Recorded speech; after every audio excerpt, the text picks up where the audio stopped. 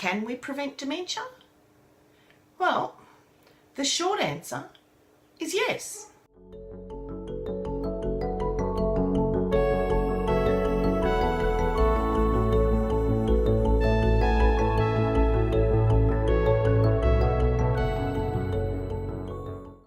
Hey everyone. So for those who don't know me, my name's Wendy. I'm a nurse and I've got this crazy idea that I want to buy a farm in Tasmania. And this is my journey of getting there. Some of you might know that every health professional, so that's doctors, nurses, dentists, physiotherapists, I think you get the idea, need to do a certain amount of study each year in order to review our licenses. So part of my studies this year has been through the University of Tasmania, and it's been on dementia prevention. And it's touched me so personally that I just had to share it with you guys. This is going to be a 4-part series just because there is too much information just to put it into one video. It'd be a 1-hour video and nobody would watch it. And I want you guys to share the shit out of it. If I can prevent one person from getting dementia, then that's worth it, and I'll be doing my damnedest to make sure that these strategies get out to as many people as possible. So the statistics for people living with dementia worldwide is 46 million. But I don't know how accurate this is. When I was fundraising for a girlfriend in high school, Russia didn't send a team to the disabled games because they didn't have disabled people. Now, admittedly, this was 40 years ago. But they still have anti-gay legislation, and I genuinely think that their numbers of people with dementia are understated. Likewise for China, but for a different reason. In China, their families are more family-centric. Their population is more family-centric, and so they tend to look after their elderly within the family unit. And so people might not have a diagnosis because they're so well looked after by their families. They don't need a diagnosis, it's just grandma. And likewise, people in the rural and remote areas may well go uncounted. But based on this 46 million people today, that number is going to reach 130 million people worldwide by 2050. So at the moment we can't cure it. And I love the idea of preventative medicine.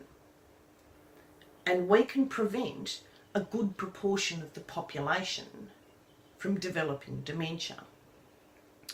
So I talked about learning all of this having a personal impact on me.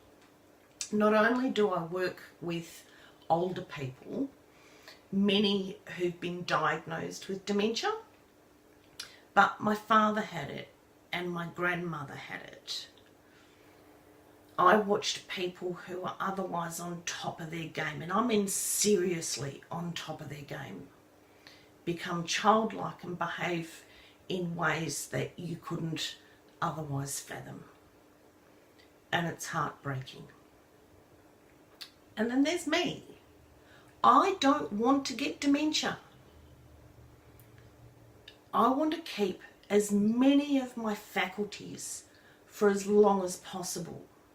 I want to be like my mum, who's 88 years old, still driving, still living independently, still working 3 days a week. She's actively involved in her church. I want to be like her.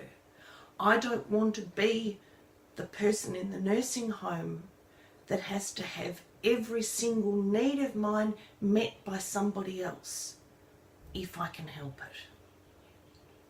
So firstly, I want to explain what dementia is. Basically, it's a disease that stops the brain from working, and it's mostly progressive, and that means that it's going to continue to get worse. It's going to impact more and more of the brain, and it's fatal. It takes a very long time for dementia to progress from its infancy to the final stages. I often hear people use the term dementia and Alzheimer's interchangeably, but Alzheimer's is just a type of dementia, and there are other types of dementia like Lewy body, frontotemporal, ADC, Creutzfeldt-Jakob, which is mad cow disease. It's a type of dementia. Lewy body, Korsakoff syndrome, and the list goes on. So I'm not going to bore you with any more about dementia. I'm sure everybody knows somebody who has dementia.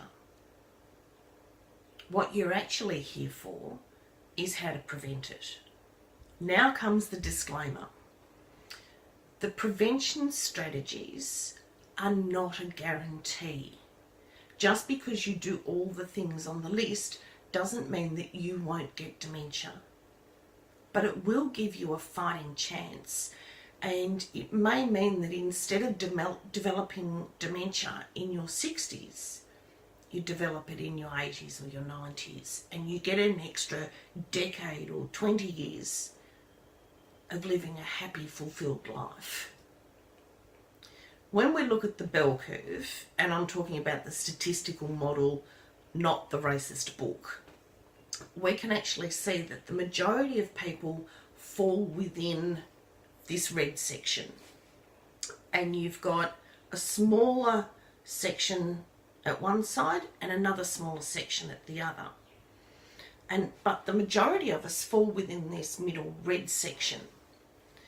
Now, the minorities on either end, this is where we get the stories from. So we get the stories like the bloke who drank and smoked and did all the wrong things, living to 100 with not so much as a cold. And then you get the person on the other end of the minority scale who did all the right things, ate healthy, never drank, never smoked, exercised properly, and died at 40 from lung cancer. I don't know who is going to fall into these minority categories. But for the good proportion of us, we fall into this red section. And these are the people who are going to benefit from the strategy. So I just figured, I don't know if I'm in the minority. I don't know if my lifestyle is irrelevant to whether I get dementia or not. But chances are I fall in this red section. So I'm going to do all that I can to prevent getting dementia later on in life. So what are the strategies? That's what you're here to watch the video for. I'm actually going to go a bit backwards and do it in reverse. So we know what contributes to developing dementia. And there are 9 things that are known to contribute to it. So there's diabetes, there's midlife hypertension, midlife obesity, physical inactivity, depression, smoking, low education, hearing loss, and social isolation. There's our 9 things. So with this list, you don't have to watch the rest of the videos. You can just run with the list. But I urge you to watch every one of them. I'll be covering 3 of the categories in each of the videos, and I'll be putting one out each week. And as I said before, share the shit out of this video. I want as many people as possible armed with the tools to prevent them getting dementia. And it might not be our generation that benefits, but it might be our kids. And I would hate to think that my son develops dementia. And if he was a child, I would want to raise him with as many of the tools to not get dementia when he's older. You know, we equip them with all the tools to walk and talk and get a job and be a responsible adult and be kind and all of those sorts of things. Let's also equip them with the tools to avoid getting dementia where they can. So hit subscribe, hit the bell, hit the share button. Thanks for watching, and I will see you in the next video.